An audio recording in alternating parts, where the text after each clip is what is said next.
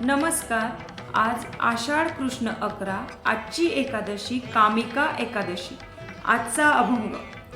नाही निर्मळ जीवन काय करील साबण, तैसी चित्त शुद्धी नाही तेथे बोध करील काय. वृक्ष न धरी पुष्प फळ काय करील वसंत काळ, वांजेन होती लेकरे काय करावे भ्रतारे. नपुसंका पुरुषासी काय करील बाईल त्यासी, प्राण गेली या शरीर काय करील व्यवहार. तुका म्हणे जीवन विना पीक नव्हे नव्हे जाण.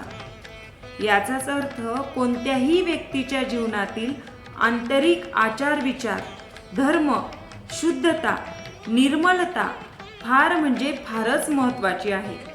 ते मनावर ठसविण्यासाठी संत तुकाराम महाराजांनी अतिशय चपखल, साधे, सोपे, सरळ, कुणासही सहज समजतील व पटतील असे दाखले या अभंगात परखडपणे दिले आहेत.